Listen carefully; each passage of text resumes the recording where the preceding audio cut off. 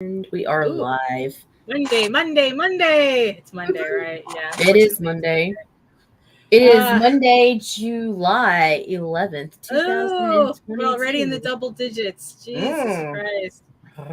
I know. It is. I mean, really, it's like we're going to be in September before we know it, you know? Next September. Blink. Oh no, it is September 17th, 2024. Oh, even worse. We're just gonna skip. Yeah. All right, you ready for this intro? Yeah, go hit it.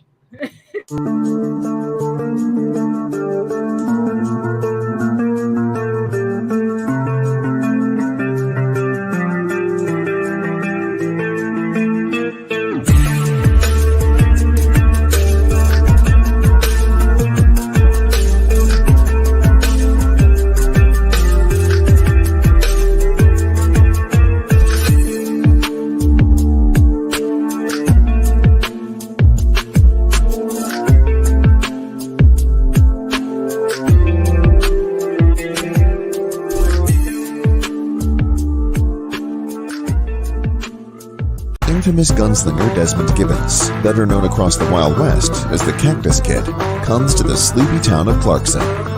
Trouble finds him in the unlikeliest of sources, the sheriff. After their conflict, the Cactus Kid finds himself inexplicably wearing the badge of a lawman. Later, while on the trail of a serial killer, he and his deputy run afoul of a powerful druid, and the events that lead to the Cactus Kid's transformation into the hulking, four-armed projectile reptile are even more than the druid bargained for. From the Wild West to current-day Los Angeles, where he meets superheroes Black Eagle and Red Hawk, and forms an uneasy alliance with the stunning but deadly Kitty Hawk. Join the projectile reptile on a journey of gunslinging druidic magic, superheroes, and artifacts. Projectile Reptile from Dojo-kun Comics, only on Indiegogo. Are you ready for the truly Wild West? The waters have calmed down, and life has started returning to normal for Ivy. Until a young, dark boy shows up with interesting secrets to reveal to her.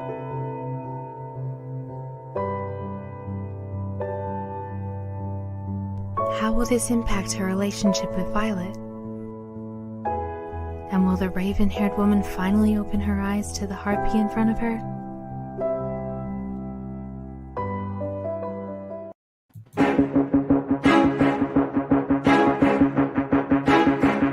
It's Monty Moore. I'm a 30-year comics veteran in comics, games, and movies, and you've been watching one of my absolute favorite podcasts, Catch the Craze. You are watching Catch the Craze. What am I listening to? And you're listening to Catch the Craze. Where are all the indies at? A Catch the Craze podcast. What are you watching? I'm watching Catch the Craze. What are you going to do? Subscribe now to Catch the Craze, the #1 show online for independent. Have you subscribed to? You are an independent. Catch the Craze! Making moves on your own. Catch the Craze! On your grind in the streets. Catch the Craze! Join the movement. Catch the Craze! Boom. I got to edit Nina's video for her. Oh, okay. Because it looked like it cut off really suddenly at the end. It does cut off because the long version of the video is 2 minutes and 30 seconds, which is a little more airtime than I can spare. Yeah. But we need a card on there, and I have the card. I'm just going to attach it to the end of the video. But I gotta remember to support that campaign because I gotta finally replace the copies I lost in the flood.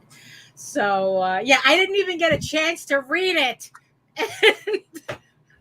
and I lost it. I mean, even though I bought the PDFs, I much prefer hard copies. So that's just the way it is, and I have just enough space on my shelf. So. Oh my goodness. So welcome everybody to another Monday here at the Ragin factory. It was just a weekend of troubleshooting, that's for sure. It's like I guess it's like if we're gonna add one more thing for everybody to make sure they do is check your lint filters. Oh my gosh, isn't that the truth? So check your lint your lint filters to make sure that your air conditioning units and your dryers are working properly. So there you go. So hello, my name is Daphne Lage, and I'm a cartoonist, illustrator, and comic book artist from New York. I've been self-publishing comics since 1992, and I am known for the funny animal fantasy adventure Tall Tales, which is in its last 40-ish hours on Kickstarter. We're so close to breaking 3K and unlocking the last trading card stretch goal. So we're very close. Could we make 4K and unlock that metal bookmark in that time? A lot can happen. Who knows? But you know what? At least let's get us to unlock that last trading card so that I can have the entire collection of covers for Thieves Quest in a trading card set that I can do something with or whatnot. You know, it's like that's, you know, I really enjoy seeing all the covers all at once. But also, I am also known for my medieval fantasy soap opera drama, Eagle Raven, Heir of the First Unicorn, which is also currently on Kickstarter right now in pre-launch. The actual campaign launches on August 22nd. And boy, do I have some goodies coming up for this, for this campaign. So make sure you sign up on the pre-launch page to hit the notify button so that it notifies you the second it goes live, because you don't want to miss out on some of the cool stuff I'm going to have for the first backers or first day backers, or however it works out, you know, on whatever happens when the thing goes live. That's what it is. So, but in the meantime, before that campaign goes live, check out and read both of my comics online at Tall Tales, TAILS online.com, and egoworks.com, EGOWRKS. And you can also check out all my videos on how I make my comics on YouTube at Daphne Lage, Lager, which also simulcasts through the Ragin 2 network. So make sure you hit that subscribe button. Make sure you hit the notification bell so that you also get notified when any of our videos go live. And there's a lot of videos. We have a lot of shows on the Ragin 2 network for you to check out. You will find something, you know, there's something for everybody, you know, we have here. So there you have it. So Nita, tell the peoples who you are. My name is Nita Lanning. I am the blue-eyed savage in the mouth of the South. I am the executive producer of the Ragin 2 Indie Comics Network, and that's it. Right, yeah. And rap god. Rap god. And rap cleaner of air ducts. Yeah, really. Yeah, like I said, it was, you know, lots of troubleshooting this weekend. So, welcome everybody. So, who's in our lovely chat today? Who's joining us? We got Pops and Glenn Fleming and Frog and Hojo and Patrick is here and Carl is here. Oh, very nice, very nice. Welcome to another Monday. And here we have 8 secret people watching us. At least that's what it says on my end here. It's like, welcome. I know all you shy people watching us from regions beyond. Like I said, if you are watching us from Facebook, if you're watching us from links on Twitter or anywhere else, you found links to our channel, come on over to YouTube, click on the subscribe button, join our sexy people in the chat. You know, it's a lot more fun over here. But you know, I understand if you just watch from where you're at. You know, it's like sometimes we need that distance, and that's fine. Your shyness is adorable. Yeah, exactly. You know, so we love you all. We love everybody. So, well, not everybody, Dad. Well, that's true. That's true. We don't know everybody. So. And some of you we know, and we don't really care. Right? For you, yeah, but, you know. So it happens. It happens. You know. So what else? What else is going on in housekeeping? Okay, so there's a couple of things going on. First, I want to address what's going on with the network, because there's been a couple of comments about the little changes we've been making. We've kind of started taking our own advice. We were talking about aesthetics. Yes. And so you'll notice that some of our intros will be different. Not just that, a lot of the cover cards are changing for the shows. Also the name change. We dropped Broadcast Network and we changed it to Ragin 2 Indie Comics Network. Mostly to be more specific. Yeah. in the beginning, after Meredith passed away, when we were rebranding, we kind of were rushing to get everything off to a start. And so now that we've had time to start collecting ourselves and whatnot, we're bringing together the image that we are creating together. And so there's slight changes. It's rebranding without rebranding. Yeah. I mean, it's like, I think it's like, because I agree. It's like when in the beginning, it's like we really were kind of like rushing to put all this together, and I don't know, we just didn't think about everything. And right. I think that we're at a point now that it's like, okay, we know where we want to focus and how we want to focus, and I think it just makes more sense. It's like because Ragin 2 Broadcast Network, that could mean anything, right? But Ragin 2 Indie Comics Network, I mean, there you go. I mean, I kind of think that that's a natural progression to what we're doing. I mean, that's exactly what we're doing. We promote indie comics. We talk about indie comics. We talk about social media marketing for indie comics. So it only makes sense that be in our title somehow. So what surprised me, though, is the fact that people kind of were surprised at that. I mean, I don't know if they were surprised or just curious as to why I made the changes. I thought it was a non-issue. It was a non-issue to me, especially on the promo page, because I was getting really annoyed with memes and toys and just the indie pull boxes with Image and Dark Horse. Right. And okay, you know what? If that's your definition of indie comics, fine, but I am looking for independent creators who are paying out of their own pockets to support themselves and crowdfunding and that type thing. I'm not looking to market for Image or whatnot. They have their own people that they pay. Yeah, that's true. Yeah, guys. So they don't need us to promote, right? So I made sure that I was real specific in the wording on the promos page, that's where we're headed. Also, another thing that I am going to ask is I'm going to ask people to stop memeing to advertise their comics if they want to utilize the Ragin promos page, because the Ragin promos page is for marketing. If I do not know your product and you're throwing memes out there like I'm supposed to understand what you're doing, you're marketing wrong. So I will also be pulling those off the page as well.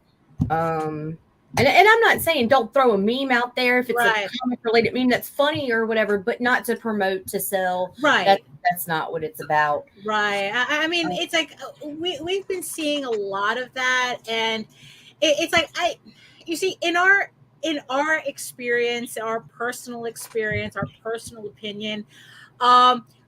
Look, it's like, look, I mean, look, they suck. Okay. It's like they kind of, when you're using it, when you're using memes as pretty much the sole way of advertising your comic, you're turning off a lot of people. You're having you're kind of having the opposite effect of what you're trying to do with your comic. I mean, if you want to and that's the thing. It's like, if you want to slip in a meme somewhere, it's like that actually makes sense with your campaign. Right. That's fine. We're not saying don't use that thing at all. When I first did Eagle Raven, I was kind of doing something similar to that too. But the thing is, though, I made sure to always have it relate to the comic. But what I've been seeing a lot, what we've been seeing a lot, is that we're seeing memes that have such a tangential relationship with right, exactly. It's like it has such a tangential relationship with the actual comic that it's like, I have no idea what you're talking about. And sometimes there are some memes that don't mean what you think it does. Right. In terms of your comic. So all I can say is that, really, really think about like how you're advertising your book. You know what people want to see? They want to see your artwork. Frog's got an elevator pitch. Ah, there we go. Well, here we go. Cursed by a voodoo princess, Jeremiah must undertake a quest by death itself to kill a god to restore his humanity and save the woman he loves. And a there launch you go. date. There we go. Launch date, September 17th. Look, I mean, it's like, there you go. You don't need a meme. You don't need a meme. You either get them or you don't in that elevator pitch right there. So if this is a book that you're interested in, the link is in the chat. And it's like, yeah, and that's what I'm talking about. More elevator pitches, less memes. Because like I said, it's like I find a lot of the memes really unfunny. It's like, because they don't really work in the context of an advertising, and also I'm seeing a lot of memes that don't make any sense at all. And it's like, look, if I want, one of them looked like the guy was telling you to burn his books. I swear to God. I remember seeing that. It was like, just like, it's like, no, dude, I don't think that's what you're wanting to convey here. Exactly. But yeah, so it's like, work on your elevator pitch. It's like, yeah, if you can pitch your book in a chat with its limited, character count, that is more effective than a meme that you cobbled together because it's only funny in your head. Okay, it's like, and the thing is though, there are people who only use memes to advertise their books, and let me tell you, that is the fastest way to get your account snoozed. Yes. I haven't seen any, like, really. It's like, because if all you're posting is memes during a campaign, you're getting your shit snoozed. And not only that, but as marketers, we're not going to share that, because those are going to get, because people aren't going to pay attention to us. If they're not paying attention to you directly, they're not going to pay attention to us. So it's like, what we want to see is that we want to see artwork. We want to see elevator pitches. We want to see your covers. It really is. It really is, because it's like, then it's like, that book. Oh, and here's the thing. Yeah, we remember your book, but not the way you want us to. No. That's the thing. So, use it very sparingly. Yes, that's what happens. We just mute your campaigns, which is the opposite of what you want people to do when you're running a campaign. And if you want to do that on your personal wall, and it makes sense, and you think it's funny and cute and whatever, and some of your friends might get it because they know your work, put it on your personal page, fine. But do not group share that shit, because there's going to be a lot of people in these groups that have no idea who you are, what your project is, whatever. And we're growing and expanding daily. I mean, we've got 300 new members in a fucking week's time. Right. Yeah. Like, mind you, just for changing the name of the group. Just from changing the name of the group and doing just a couple of little advertisements for people to join, like, not even paid, just throwing it out there. Yeah. And it's like, your shit will be removed, because we don't want to see it. We don't want to see your memes. Right. We want to see your work. Yeah, exactly. Because it's like, because here's the thing. It's like, I know that it's like, look, we spent all Friday, really lamenting this, that it's like, yes, especially, creators who aren't, it's like that we're creating books and stories that we want to tell. We're not catering our books to a very specific, narrow audience that has certain expectations, and that's all the type of books that they buy. We're telling our own stories. We're not following a formula, and that, yes, it makes it a hard sell, but the thing is, though, it's like, we still have to sell our books, and memes, what we found, is not really the most efficient way to do it. It's like, in fact, what we found is that it's extremely counterproductive. It's hard enough for us to promote our books. It's bad enough that there are decisions that we have to make that that maybe it's not in the spirit of what we want representing our book, but it gets attention for the algorithm. I mean, that's I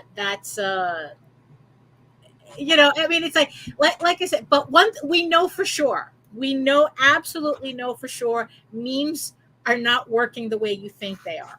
No.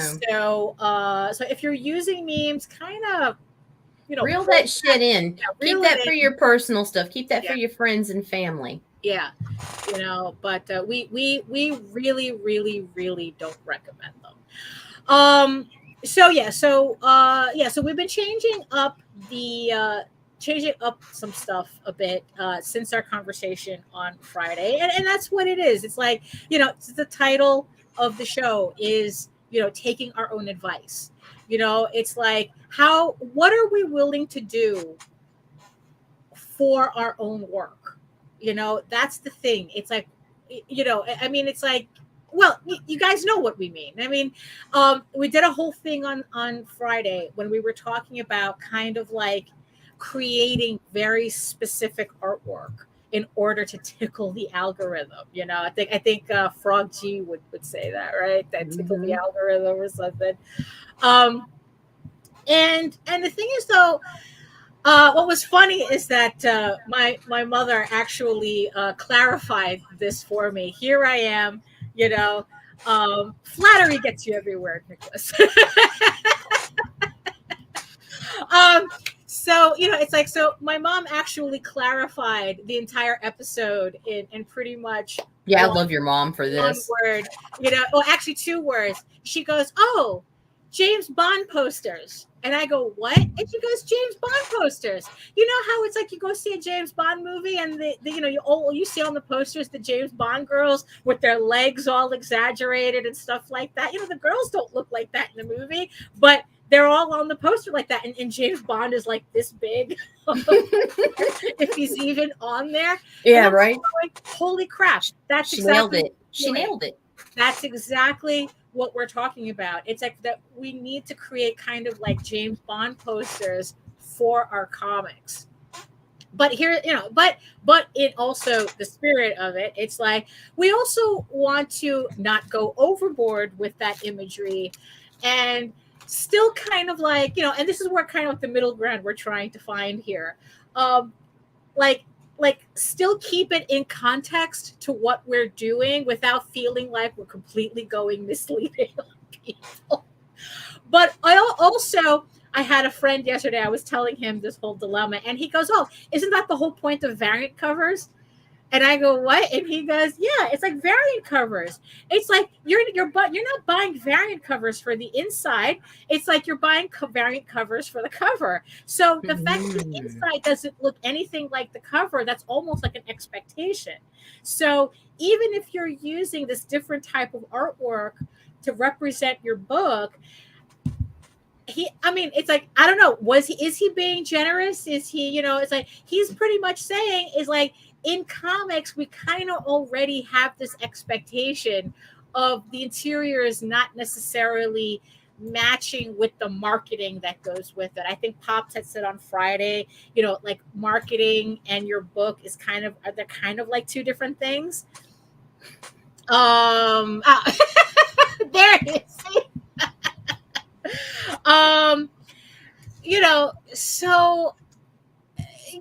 So that's kind of the thing. So it's kind of, putting my money where my mouth is. So I have the Eagle Raven Volume 1 campaign coming up after this one. So there's a couple of things that I had to really focus on. The fact that it's a trade paperback that's coming up, which is a harder sell for us. That's our experience. Me and JD has found that trade paperbacks don't do as well on Kickstarter. And the only thing that we could really lend to that is that Kickstarter is really fond of collectability. Kickstarter is where you really, like people love variant covers and all that. And they love, their imagery. So issue 1. Right. Issue 1s. That's why there's always dip on issue 2.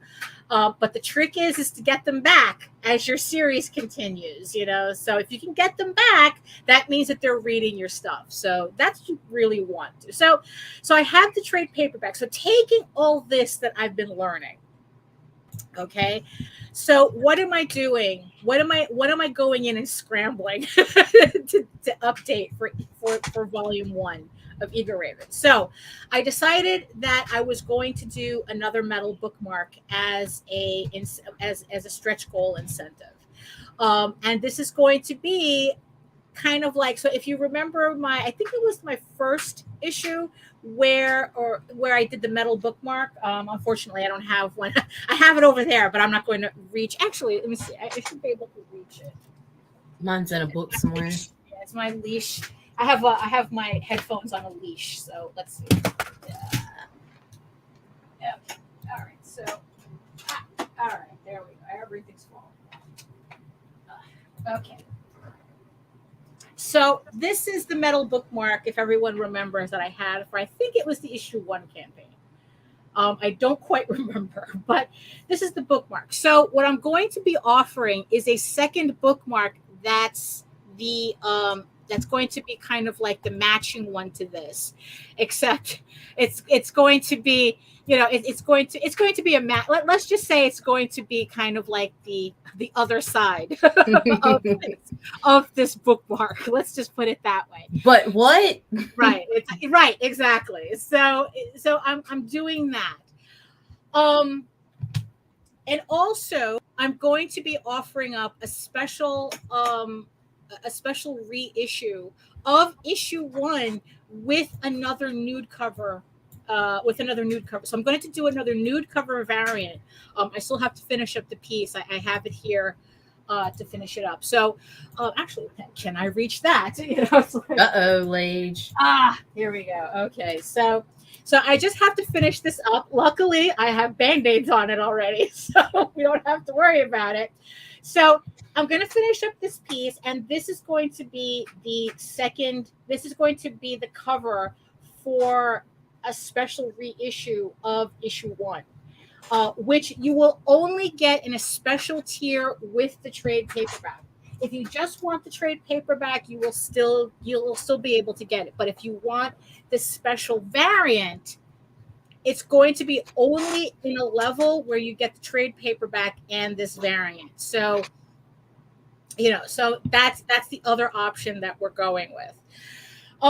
And the other thing that I was working on is I was working on the front pieces, what we were talking about, the thumbnails, the thumbnails for the campaign. Attention grabbers. Exactly. These are going to be my little Bond girl attention grabbers. And but what I'm going to do with these are going to be, I haven't decided if they're going to be prints or postcards. It depends on, you know, how I end up, how the final pieces look and how they lay out, if they lay out correctly for, you know. So these are going to be prints that are going to be offered up as stretch goals, but these will be the images that I will be using as the thumbnail to tickle that algorithm. Now, here's the thing, though. We were discussing about, it's like, okay, you know, it's like, how far do we go with this? But we're also talking about, okay, there's several different types of aesthetics that work on Kickstarter, because, you know, it's like, yeah, it's very easy to say go tits out, literally. You know, I mean, it's like that's what the nude cover is for, essentially. You know, that's what the bookmark is kind of, you know, what I'm going for, right? But the thing is, though, there's also a certain aesthetic that people like on Kickstarter, and it's like, and you know, they like the manga looking stuff. They like, I don't know, they just like things. You know, you can either go, like, if you're doing like a horror comic, if you go full gore, that seems to be like a very popular thing, you know, and with everything else, it's like, well, yeah, the opposite of that is that you go full tits out. You know, you got, you know, the secretary from Powerpuff Girls, you know, using the equivalent of that, or you're very aesthetic. Like, there's just something very feminine and beautiful and that type of thing. So we're going to test out which one of these works. So I have my 4 images here that I still have to color. So and the thing is, these are going to be stretch goals, a stretch goal postcards / prints. I haven't decided, but the theme that I kind of went with that fit the project without me feeling completely ooky about it is Lodos Wars. So if anyone remembers this 80s anime, it's like just look it up. It's LOD load O. It's spelled the way it sounds. So it's Lodos Wars. It was a medieval fantasy, like iconic anime from the 80s. And it was this, and what I really loved is it's the end credit scenes, which were just like these very romantic Musha inspired Art Nouveau pieces. It had nothing to do with the series, but they were there. So that was kind of like the vibe I was going for. So this is going to be the first image that I'll be using. So as we can see, very, very kind of like romantic and, kind of, anime, going to be like rose petals and sparkles all over the place type of thing. So this is kind of what the angle that I'm going for, right? So this is the second one. So this is going to be the second one. So this first one I'm calling Wild Magic. This is going to be the Wild Magic print. You got to make a decision. Pretty much, yeah. Patrick, that's exactly what it is. I like that he didn't say or, because sex and violence works. Right, exactly. So this second piece is called The Dance Lesson. And so this is the second one. This is going to be the second piece. So like every week, I'm going to be switching out these images on the campaign, kind of to see like which ones people react to more. So this is the second one. This third one, this one's called Obsession. This is the Obsession print. Yeah, this one, we're definitely going to keep an eye on this one to see how this one works out. So this is the Obsession one. This one, we're going to keep an eye on this one, right, Nita, to see how. Yes, ma'am. This one, and then this last one, which is called The Silk Rose. This one I kind of tried. I kind of like went with a little middle ground on this, kind of like you push it just a tad. So this is going to be the last one.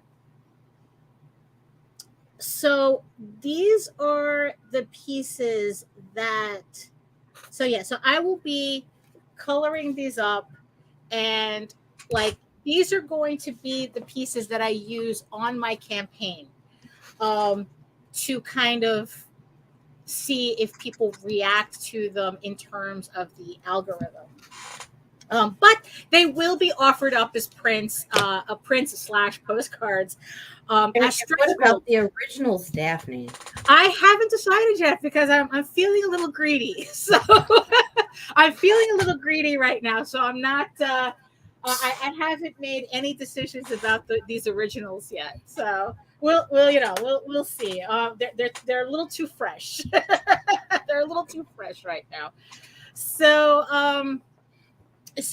that's what I'm kind of deciding. That's you see, and that kind of like will lead on to kind of like the next thing I wanted to talk about, which is what she's going for. Yeah, exactly, because it's like I want to see because if I don't need to go like full on out, I'd rather not. But it's like if I can get some traction just doing this type of artwork, I'm not mad. Yeah, well, that is that's pretty much the definition of marketing. I mean, companies, they spend billions of dollars every year on that one question, so I mean, it's like, and I think that I kind of, like I said, I was trying to find a middle ground between being completely manipulative and actually doing artwork that I really like. And so far, I'm firmly in this is artwork that I really, really like doing. And as far as I'm concerned, even though it's it's kind of like a romanticized version of what the book is about, the vibe that I want is there. Right. So because I showed Nita the pictures, and I'm like, I don't know why I resisted so much. This is exactly what I'm going for. Because you overthink. Yeah, I overthink. Yes, I do. I overthink. I was very overthinking, and I was like, wait, this is exactly what I want. Yeah, it's like, yeah, that it's like it's all testing, yes, I do get that a lot. I know I should be going outside more. Although I literally was touching grass the other day because I was weeding. Like? I was weeding the front, my front yard. So I was literally touching grass. So, but yeah, you are correct though. I mean, it's like I overthink things, and it's like when I really should just go with the natural flow, kind of like with our change. With the title, we're just going with a natural flow.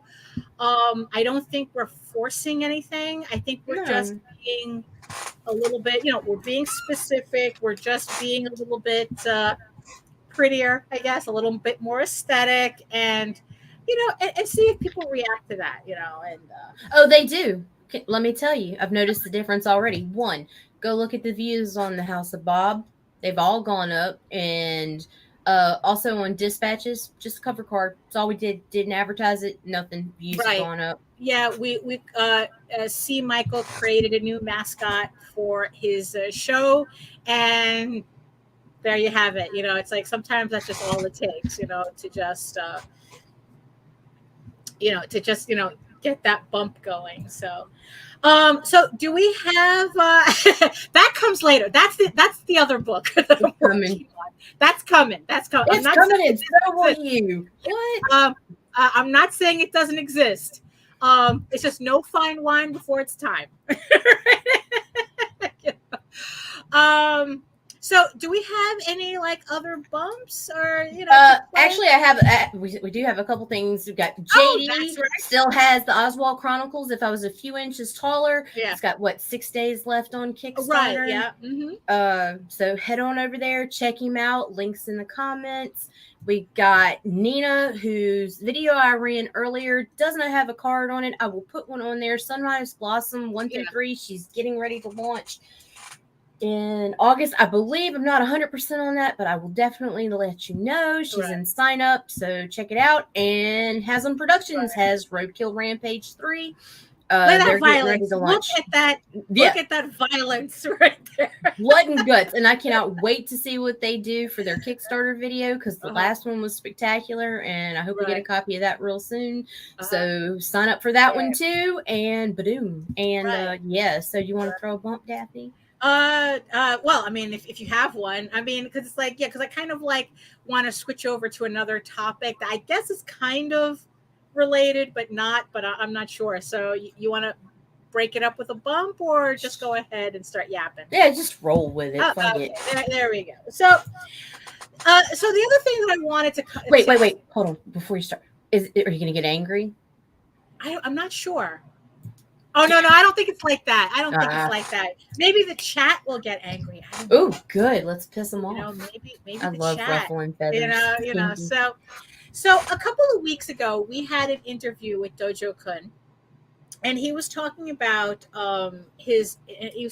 doing his comics or whatnot, and he had made mention, right, and he had made mention about the fact that that he was he just wanted to have fun with his comics and not have politics in it. That he doesn't do comics with politics in it. And, and this is something that I hear a lot of creators say. It's like, I don't want politics in my comics, or this, that, and the other thing. I don't want politics in my media. I don't do politics in my work, and this, that, the other thing. And I just find it So Nita, who's doing a political comic? What does that mean? Chat, answer the question. What does it mean to do a political comic, or that a comic does not have politics in it? Or that does not have politics in it? The opposite. It's like, what does it mean when we say that this comic is too political? What does any of that mean? To me, too political is when your belief system is being forced down my throat and it goes against the natural progression of your story. Like, because I don't think it's even possible to agenda driven, maybe, perhaps. See, the way I would describe it, a lot of people are going to find very offensive, and it totally isn't where I would be going with that. Damn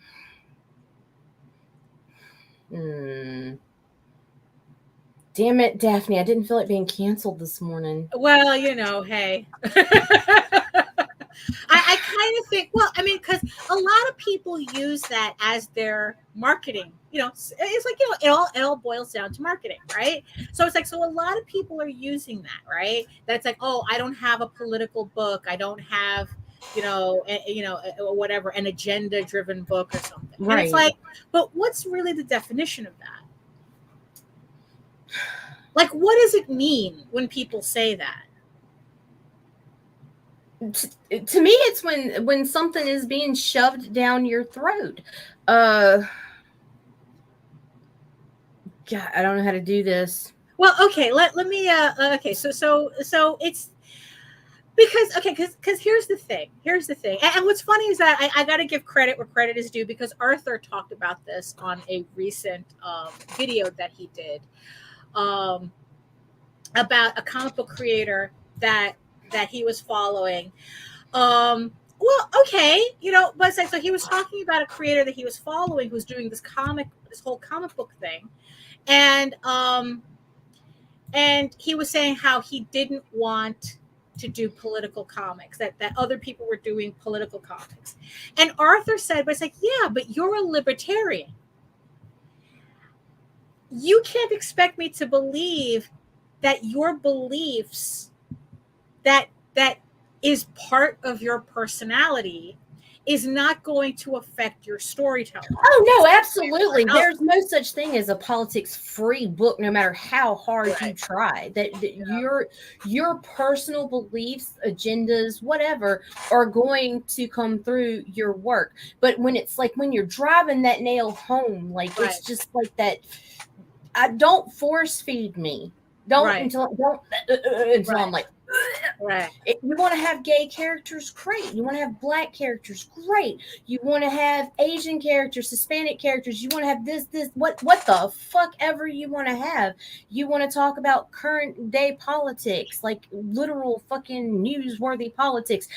Fine, have that here and there, but don't sit there and cram that down someone's throat like you're going to change their minds in 28 pages of a fucking art book. Like, it's fine. It's kind of funny that you mentioned that, because that you said that particular, like, you're going to change minds, and I think that's kind of where the problem is that when books are written, instead of telling a story, it's being told in a way that the writer thinks they're going to change minds. Yeah, I mean, I think that's kind of, because there's a documentary about George Carlin that we were watching. And they were talking about when George Carlin, it was at the part where George Carlin really, really started getting political with his, overtly political with his stand-up. And I think it was not Larry Sanders. It was Jerry Seinfeld who said that, it's like, okay, it's like, all right, so he wants to get political in his thing, in his stand-up. And he said something to the effect of, you see, the problem with that is that I have never had a comedian change my mind on anything, but it made me respect the comedian more. I mean, I guess in this case, he was saying that he respected George Carlin for going more political, but don't think for a split second George Carlin's stand-up is going to change any opinions whatsoever. And I thought that it's like, oh, you know what? That's it. That's it. You know, it's like, because if you watch the George Carlin, politics and culture and identity are completely different. The line is, do not castigate someone if they don't like it, and disparage an entire base of people you don't know. Deal with it. I mean, it's like, which technically is that's George Carlin's shtick. I mean, it's like that he just says, you know, that he literally calls up whole groups of people stupid, you know, for believing what they do, right? But here's the thing, though. He's saying that to an audience that already believes what he's saying. Right. He's not at like, I don't know, some kind of like GOP conference or something and telling these jokes. He's at, you know, he's in Seattle. You know, he's on college campuses, you know, it's like, so his audience already believes what he's saying. So even though he's speaking politically, his audience already believes it. And it's like what Jerry Seinfeld said, I've never had any comedian change my mind on anything. And I guess thinking about what Dojo Kun was saying, that it's like, I'm writing my stories to tell a story, not to change your mind on anything. Right. And I guess it's like, that's kind of, and you know what, I guess I just answered my own question. It's like, I guess that's what the difference is. It's like, if you're being spoke to, if you're reading something and you get the feeling, right, exactly, right. You know, it's like, and trust me, a lot of environmentalists probably hate his line of thinking, but, you know, yeah, that's kind of, you know, he's not wrong. That it's like, if you're reading a story and you start getting a nagging feeling that this story is trying to pressure you to do something, i.e. change your mind, you don't enjoy it when it gets political. I just want to say this out to everybody in the chat and everybody who's watching this. Can we please stop using the term woke? Can we please stop using that? It's like, because that's the wokest thing you've ever said, Daphne. Because one, everyone is using it incorrectly. Again, it's one of those words that got appropriated from African American vernacular. It does not mean what you think it does. And the thing is that it's gotten to a point that every time I hear the word, I'm already judging you based on you using that word. I'm like automatically judging you, because it's gotten to a point that so many people are using it pretty much to mean there's a woman character, there's a black character, the white guy is not the main character, you know, and it's like, if so too many people are using that word in a very disingenuous fashion, and it's reflecting on everybody who uses it. So for the grace of God, please stop using the word woke. If you don't like, you know, if you don't like the way a story is being told because certain changes are being made, that's obviously being made to serve an agenda, say that. Okay, be very clear as to what you're saying, because woke doesn't mean what you think it does, and it's only making me think other things about you that may not be accurate as well, because other people are using it in a very, very disingenuous, very, you know, they're using the word, and there's a particular phrase I'm trying to remember. I'll remember it after the show, but it's just they're using it in a very deliberate, disingenuous way. So please stop using that word. You know, it's like, it's like, because you don't get lumped into people you shouldn't be lumped into because of that. Bad faith. It's bad faith usage. Okay, people are using that word in bad faith, and I beg you, do not get lumped in with the people who are using it. So that's the thing. So Right, because the thing is, it's like, well, like when I write my own stories, because I keep saying, it's like Tall Tales is a political book. Even though it's an adventure, the baseline of it is political. It's court politics, I mean, and so to say that it's not a political book is misleading, because the whole basis of what happens in Tall Tales is political backscheming, right? So technically, we cannot have that book without politics. Eager Raven, it's like, even though it is not the main function of the story, politics, there's a huge political underline that goes that happens that is the foundation of the story. It's all court politics, though. It's all, it's a story about, it's discrimination and class and and class responsibility and all these like different, it's still politics in the context of the story, but it's not necessarily your politics, so it's very general enough that people can read. And that's the thing, they read whatever they want into the story, they pick up on things. And I think what happens is that when you have, like, say, right, exactly. And that's really what it is. It's like when people start to kind of like shoehorn current events literally into a, like, look, George Lucas has always said the original Star Wars trilogy was based on World War II and the Vietnam War. Okay. Right. Is Star Wars about World War II and Vietnam? Absolutely not. I mean, but that was his basis for the story. I mean, it's like, sure, you have that soft space fascism going on. But because focusing on specifics, modern day specifics, really, it takes away from your content unless you were like Anne Frank or the one in a million that produced something during that time period. Like right now, COVID's the big thing. Everybody's wanting to write about COVID this and COVID that. Let me tell you something. In 8 years, nobody's going to give a fuck about your COVID. Right. There's going to be there's going to be 1 billion people writing about COVID during the pandemic, and guess what? You probably had better stories to tell. So why don't you focus on those stories instead? It's really it's the same old thing. It's what I saw with 9/11. I mean, because I was working in the city, I saw it happen, went through it, the whole 9 yards, right? Didn't write a book about it. It's like, look, all I did was watch the towers fall and walk home with several million other people, or however many people are working in the city.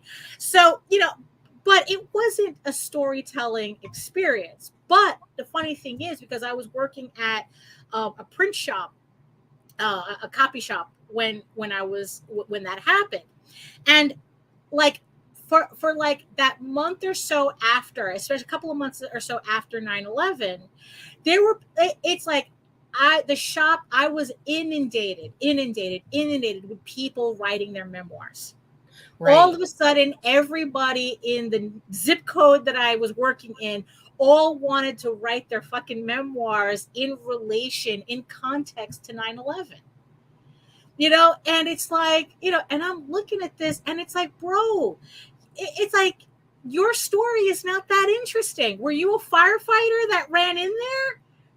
I mean, it's like nobody, and even then firefighters are not writing stories about 9/11. Right. I mean, it's like, so it's, so it was just kind of like, it's like, it's kind of like a weird time period. So it's like, so going back to Star Wars, it's like another one that people like to, I've literally had people with a straight face say that Starship Troopers and RoboCop are not political movies.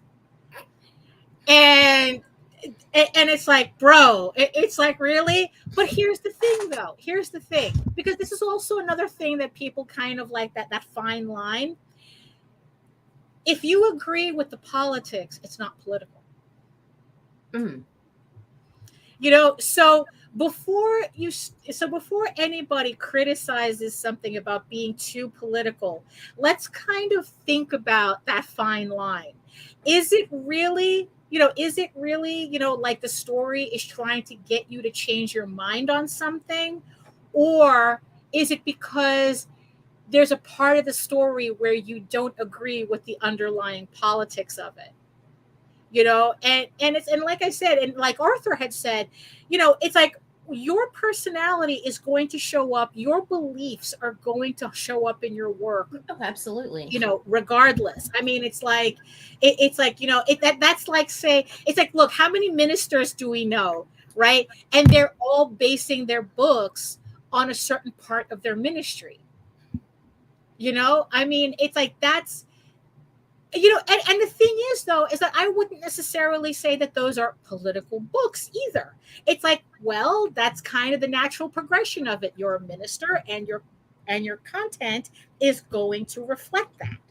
And it's like, and that's something, you know, it's kind of like whenever I read Bret Easton Ellis, you know, Bret Easton Ellis is a dark nihilistic asshole. So I expect his books to reflect that.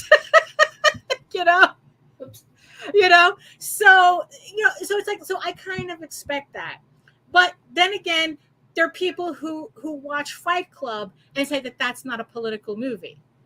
And it's like, Fight Club was written by a gay guy literally talking about toxic masculinity before the term even existed. Yes, it is a political book. It's just that it's brought to you in a way, it's framed in a way where you can project your own feelings into it. But I think in the end, that's what makes good stories, is that you're able to kind of, on a certain way, project yourself into a story, even if the story does not cater to you directly. You know? Because some of the readings that I have gotten on Eagle Raven have been fascinating, where people have been noticing things in the book that it's like, I didn't put that there, you did. Right. You know, and that's also another thing that when we're looking at media, watching media, that we have to keep in mind as well. Is what you're angry at really there, or are you just projecting? You know, but I think I did. Yeah, it's like, yeah, I think that the answer is that if the story doesn't read like you're not trying to change my mind, then technically it's not a political book, because that's not the point of the story, you know. But here's the thing, though. It's like, just because a story has gay people in it doesn't make it political. No. Because the story has Black people in it, or has a woman as a main character, doesn't make it political. That's, I mean, and the thing is, though, if that's like kind of like, and that's also the reason why I want people to stop using the word woke, because that's usually where I see the word used in context. The second there's a female, it's like, Jesus Christ, I gotta put that Ferengi image in here, so it's like, so I could stop myself from saying females, because it's like, it just seems like whenever there's, you know, a woman character, a Black character, a gay character, people out of the woodwork coming out, oh, that's woke, that's woke, that's woke. No, it's like, when what they're really saying is that I don't want anybody else other than a white guy as a main character for me to project myself on. And that's a completely different issue. And honestly, and like I said, I don't want, you know, it's like, I know that people in our chat, that the people who watch our show are smarter than that. You know, it's like, I know, you know, you guys are all smarter than that, but it's like, using these nonsense words is really, really trendy right now. And like I said, just like with the memes, maybe they only make sense in your head. But to everybody else, we're reading something else into that. And it's like, really, stop using the word woke. Really, please, I beg everybody, stop using the word woke. Just like I want everybody to stop using the word problematic. But that's usually not the word that I hear. Not from this bunch. Nobody here uses the word problematic, because we all know only chicken cutlets seem to use that word. We're not triggering you today, right? Yes, we're not. Yeah, exactly. So, yeah, exactly. I mean, it's like, yeah, and that's the thing. I mean, it's like, I think that, because it's like, yeah, we all want to be entertained by these books. We all want to create work that is entertaining, that everybody can get into. But yeah, it's like, I'm not writing any of my stories to change anybody's minds about anything. It's like, I'm just telling you a story. I'm just telling you a story that maybe has certain things in it that maybe you might not agree with, or you might not, or it's like maybe you personally have an issue with. But in the context of my story, it's like, well, I'm kind of not asking you, to agree or disagree or anything. It's like, all I'm asking you is if you're enjoying the story and whether it flows, it's like, and that's all I'm doing, no, for real. It's like, if it's like, yeah, if they're literally words that if I see people use unironically, it's like my brain shuts off. Right. Problematic and woke are two of those words. I have a list. And it's like, and honestly, and it's like, and usually these are people who don't deserve to get taken seriously if they're using those words unironically. So yes, I completely understand that. So when Dojo-kun was talking about not having politics, I guess it's like that clarifies it for me, that it's like, okay, that even though he has beliefs, he's not asking you to change your mind. He's not trying to push you to change your mind through a story. So it's like, so I just wanted to clarify that, because it's kind of been bugging me since that interview. So that's what it just boils down to. If, so just be more conscientious about when you look at work and you criticize it and you have a knee-jerk reaction to it.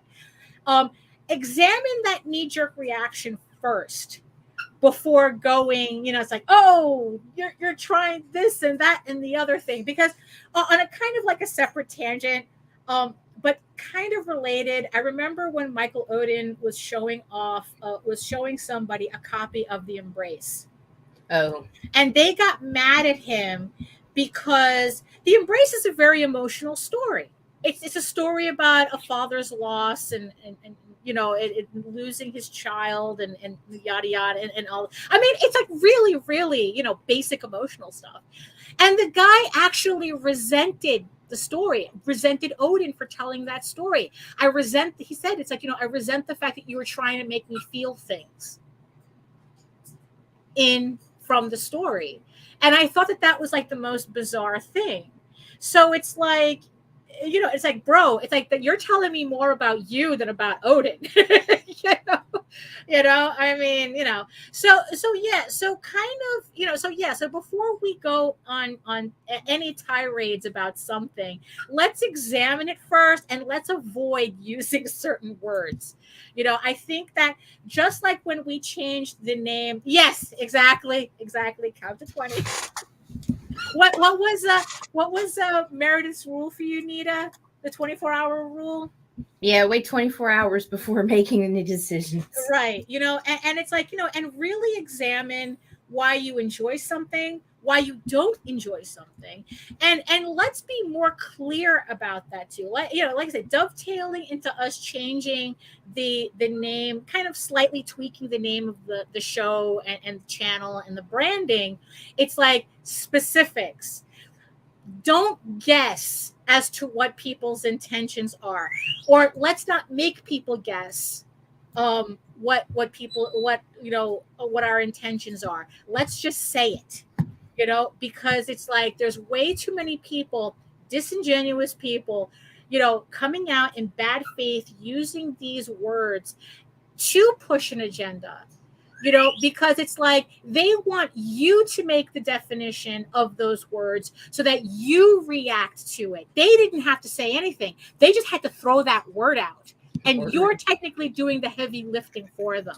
So let's not let them get away with that. Okay? It's like, let's ask for specifics. It's like if if people want to complain about, oh, white guys only write this type of book, ask them, what books are you reading that you're getting that opinion? Right. It's like, it's like, what books are you reading? Why are you reading those types of books? Just like we joke about titty books, right? But the thing is that we know that all books are not like that.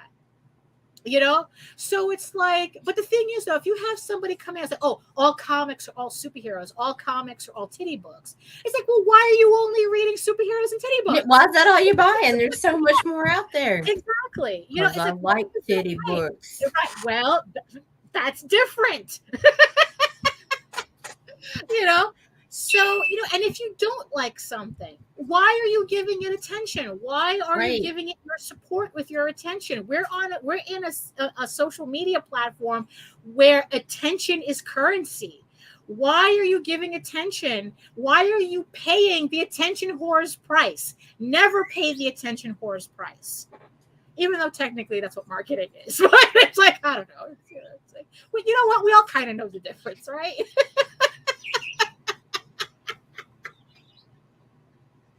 You know what? Maybe I'm running this topic a little too long. We're already a little over an hour. So you know what? Maybe it's like, look, I just got the temperature in this office down to 82 degrees. So you know what? Maybe I'm just overheating. So you know what? Let's all yeah, exactly. Yeah, I have to get yeah, exactly. No, then that's true too. That could be a whole other episode we could talk about as well. And maybe we should. We will, and soon, because that needs to be addressed. Like, yeah, it's like, you know what? Why is it that manga has their shit together? Why is that? So we'll talk about that on another show. But so on that note, I would like to thank everybody for joining us on this sweltering, moist Monday. At least, thank you, Nicholas. You're late. Yes, AJ, Mike, Jimmy. So joining us on this Monday, I'd like to thank everybody in the chat for keeping it real, keeping it, and thank you for answering my questions seriously. Thank you all for. I think I knew our chat was special. I knew it. And yes, and thank you to the 9 people who are watching us right now. And it's like, and you see our chat, we have lovely conversations. We know how to do that. So it's like, next time, come on over. Join the people in the chat. Let's have these conversations together. They're worth having. So on that note, if you want to see more you want to read more about me, about my work, or see more artwork, all that fun stuff, you can head on over to my main portfolio site at egoworks.com, EGOWRKS, where you can find links to all of my galleries and social media sites, but I mostly post to Facebook if you want to see sketches and current work in progress and all that other fun stuff.